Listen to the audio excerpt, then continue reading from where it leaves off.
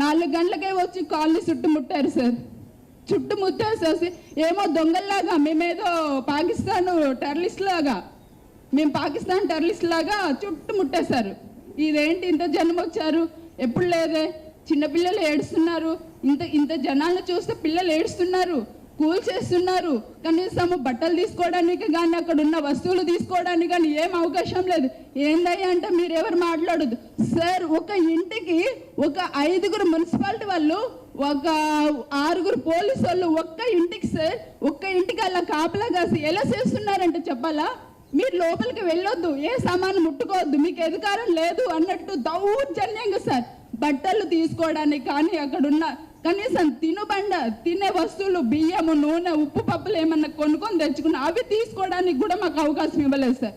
అలా దారుణంగా కూల్చేశారు. ఎవరి భూమి? మేమేమి ప్రభుత్వ భూములలో లేమే, ప్రభుత్వ భూములలో లేము కదా.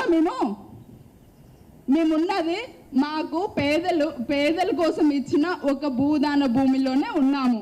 అది మా భూమి, మేము ఉండే హక్కు మాకు ఉంది. మేము నిజమైన పేదవాళ్ళం. మేము పేదవాళ్ళం కామని వాళ్ళంటే చెప్తారండి. వచ్చి సర్వే చేసిరా ఏ రోజైనా కలెక్టరు కిటికీలో నుంచి ఇలా చూస్తే కనిపిస్తుంది మా కాలనీ.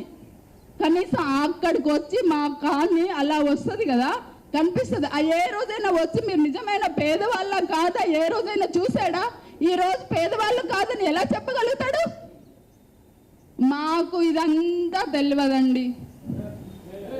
మాకు ఇప్పుడు అంటున్నారు మంత్రులు, మీకు వేరే దగ్గర ప్లేస్లు ఇస్తాము, అక్కడ వెళ్ళి ఉండండి.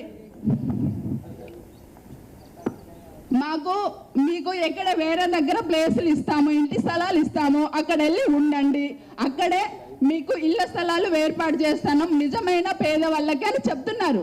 మాకు ఎక్కడ అవసరం లేదు. మీ భూములు ఇవ్వద్దు, మీ ఇళ్లలో ఇవ్వద్దు, మీకు ఎక్కడ ఇవ్వద్దు. మా భూదాన భూమిలోనే, మా ఇంటి స్థలంలోనే, మా ఇల్లు కూలగొట్టిన దగ్గరే మాకు ఇల్లు కట్టి మాకు నష్టపరిహారం ఇస్తే చాలు. మేము కోరుకునేది అదొక్కటే సార్, మా డిమాండ్.